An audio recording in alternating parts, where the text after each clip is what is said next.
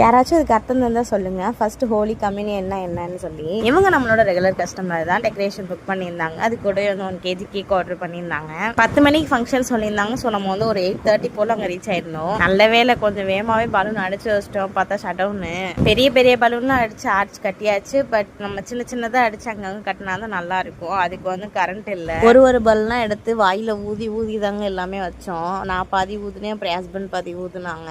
Mahal generator இருக்கு. But வந்து மஹால்காரங்க வந்து கஸ்டமர் வந்தாதான் போட்டு விடுவோன்னு சொல்லிட்டாங்க. எல்லாருமே வரதுக்கு கிட்டத்தட்ட 12 மணி ஆயிடுச்சு. அப்புறம் சரிண்டா அந்த வரைக்கும் வெயிட் பண்ணி, ஏன்னா ஃபோட்டோ எடுக்கணும் இல்லையா, இருட்டாக இருந்துச்சு.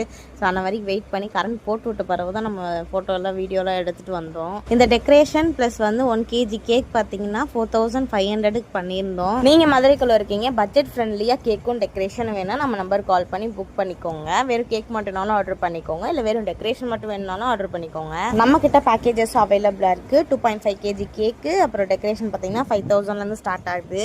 சப்ஸ்கிரைப் பண்ணி சப்போர்ட் பண்ணுங்கள். பாய்.